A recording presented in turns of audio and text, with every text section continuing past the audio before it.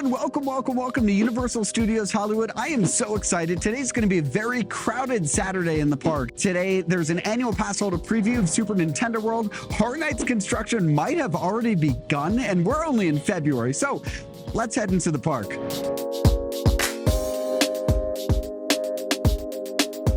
So before even entering the park, I just need to thank Universal team members, as I try and do every single video, for just being the best people in the world. A couple weeks ago, I got to attend my Super Nintendo World Pass member preview, and as you probably saw in the video, they were overcrowded and they didn't have great operations, and they didn't even let me line up to get into the attraction, even though I had 30 minutes left. So they've learned, and they were so kind, and they sent us a return date that unfortunately I couldn't make because I was going to be out of town. That was for this past Monday. So what I just did is I went up to guest relations right outside the park. So while they were doing regular wristband distribution in the former restaurant location here outside the Globe, I went over to the right where I asked guest relations. I explained I couldn't make that location. Would I be able to come in today? And not only did they say absolutely and gave me a wristband, they also let me sign up for a Toadstool cafe reservation. So I can do the entire preview today without even worrying about that. I can just go in later. I'm so excited to be back today to check out Super Nintendo World, to see all the things that have changed in the last couple weeks. I can't even tell you the last time, or if I've ever seen this. They're letting us into the park an hour early, and they are letting us rope drop attractions an hour early. So the only way that I could do this is by showing my yellow wristband that I have an early morning time to enter. Everyone else has to be on the left side, and they do get rope dropped for an hour. But I guess this way they're just having us line up early, which is very nice. Another thing this does, which is genius, is most people will rush down to the lower lot during rope drop for the previews or to enter the land, and now they don't need to. Now they can just leisurely stroll in. What's nice, entering the park so early, is you get to see things that you never get to see, which is Hogsmeade, completely empty. Look how beautiful that looks. Looking at the back lot, we don't really have any updates here. We can kind of see a little bit. This is the building that's taking over the former commissary area on the back lot. We'll get a better look at this, of course, from the studio tour. We have one mission today, and of course, that is I need to get a better Mario Kart high score. So I met somebody who got a score of 290, and I had a friend yesterday send me hers of 230. I have not broken 200 yet, so I definitely need some practice. Now, because the park isn't even open, the stores are not open, the attractions are not open, we are just heading straight over to Super Nintendo World. But before even entering the land, right above Panda Express, we can see they've added a lot of stuff to the roof here. This is likely for the opening celebration, fireworks and all sorts of lighting effects that will be this coming Wednesday. They're letting us into the land right now at 8 a.m. This is 2 hours before the preview begins, and already heading in, we have so many changes to look at. First and foremost, we have this massive stage setting up. This is going to be such a great background. I'm going to enter to meet Mario and Luigi. From back here, we can see the back of the stage, and look how well themed this stage is. Even the curtains are painted like bricks. Hi, let me scan your power band. Okay. Hey, Luigi. Hey, hello. How are you doing? Hey, Mario. Hello. Oh, you're a super fan. I am. I have your band. Hi, guys. Thank you. Bye. So that was awesome getting to meet Mario and Luigi, and I'm trying to think of what I can do in the land, and I think I just have to start with Mario Kart. And because it's just one of me, I'm gonna head to the right and go do single rider. And from up here in the single rider queue, there's a lot of new things to look at that they've added recently. Starting right above the queue, they've added this green hill to block the Goomba mechanic. Over to the right, we have more lights and that massive fireworks structure right over there. We also have lighting trusses that have been added into the land on either side of the stage. Here's the stage right over here. I don't know if this is new or just new to me, but Bowser Castle, the upper windows, it looks like they have a shade structure or light inside. They're yellow. But now we're gonna head over to the left here and go do single rider. Here's a look at the AR helmets pickup, and now we're gonna head down the stairs. It looks like there is not a single person here. Oh, this is pretty cool. The station has the quick lights on. So here's a look at it without the lights on. So I guess this is what happens when you get here too early. They're just not ready for you. So I'm just gonna wait outside, I guess. Another thing I'm noticing that's brand new is this Pikmin that's hiding right behind this coin. This prop was recently added, and I think there are other Pikmins that are hidden throughout the land, or will be at least before opening. So they're letting us in at about 8:54 a.m. Okay, so unfortunately the power-up band reader was not working. I did get 166, which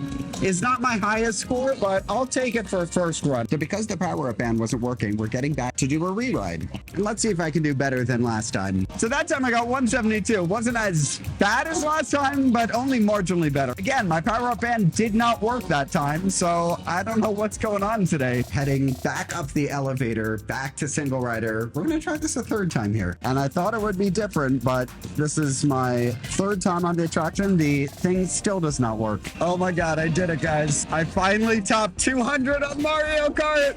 Woo! The park opened 35 minutes ago, and this is ride number 4 on Mario Kart. That one I did okay. I got 187, so I need to boost myself up for the next one. Heading back into the single rider queue, and you can see the land has definitely picked up in crowds. And there's nobody in line for the regular queue, so they're just pushing single rider right now. And my 5th time on the attraction, and the power-up band is still not working. For ride number 5, I got 175. Heading back on to do it for a 6th time, and there are even more people in the land right now. This is crazy. So just finished up my 6th time, and I think I figured out what's working. It is linking to my band because I do see the mystery blocks. I just don't get the rainbow effect on the wheel to show that my band has been linked. Unfortunately, my top score, which you guys saw the photo of, it didn't link to my account. Another cool thing is, according to the app, I'm currently ranked number 1 in Super Nintendo World right now. So for my 7th time doing it, what was really cool is we had a mini breakdown in front of Rainbow Road. So the AR kept playing through the end of the ride, but we just got to see Rainbow Road with nothing on it. And because of that, I didn't get the extra 30 or 40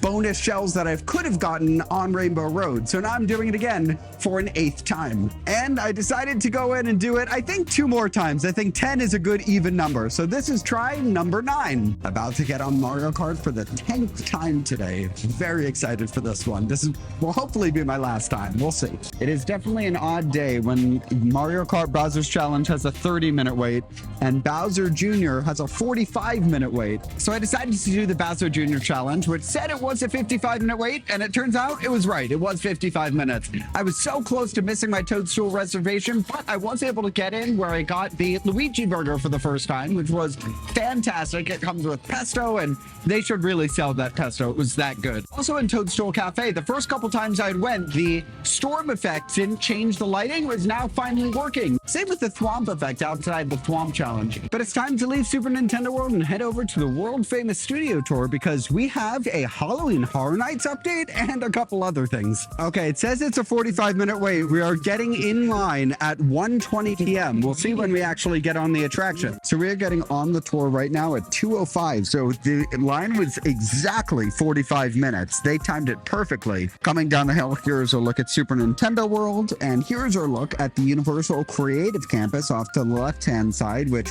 every week continues to grow and continues to develop. I don't know if it's just me, but it looks like they added a floor to the Universal Creative Campus.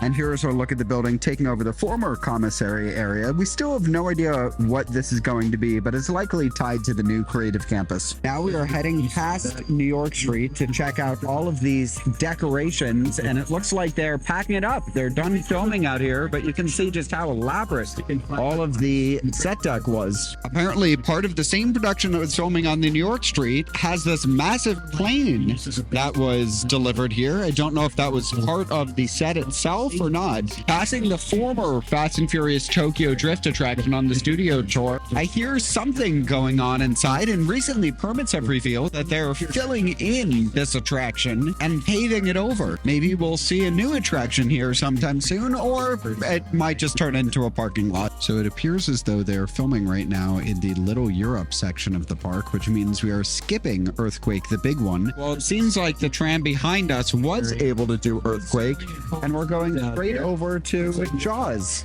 And apparently, one of the Halloween Horror Nights houses has started construction over here at the Curious George parking structure. I can't quite tell the location that they're building the first house just yet. It'll likely be a while until they put up the tents. Leaving the studio tour, and I just want to tell you guys, I hope you all have a tramtastic day. But before we leave, we do have a couple more things to check out, including the Universal Plaza and Universal CityWalk. So you know what? Let's check out Universal CityWalk now.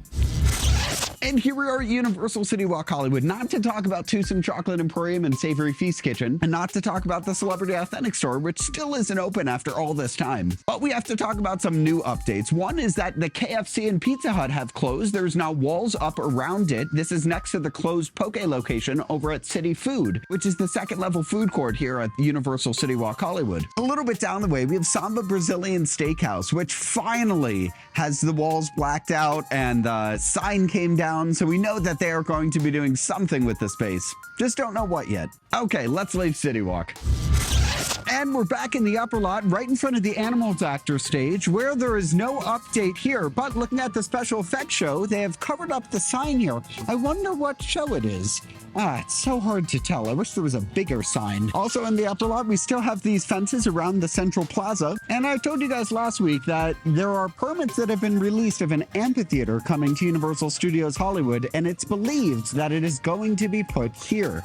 I'm not 100% sure, but that is just what I'm going with for right now. Before I leave, I figure it might be fun to do one more attraction, so let's do Secret Life of Pets Off the Leash, one of my favorite attractions in the park.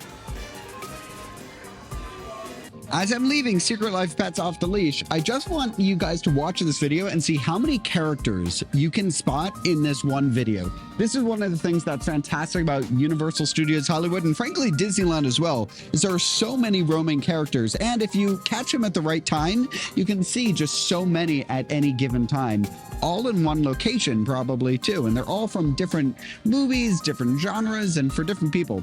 Let's look at wait times. Forbidden Journey is 45 minutes, for Flight of the Hippogriff is 40, Ollivander's 10, Studio Tour 55, Secret Life Pets is virtual, Despicable Me 80, Simpsons Ride is 40, Kung Fu Panda 20, Super Nintendo World is listed, Jurassic World is 45, Transformers, longest ride at the park at 2 hours, and Revenge of the Mummy is 55 minutes. The only show in the park right now, Waterworld, is finishing up. So that being said, we got a lot done today. Did Mario Kart Bowser's Challenge 10 times, looked at construction, did the studio tour where maybe we saw some Horror Nights construction already. It's crazy to think that we're gonna get ready to start seeing construction around the park for Horror Nights, considering it's only February. But thank you guys so much for watching this one. I'll see you guys in the next one.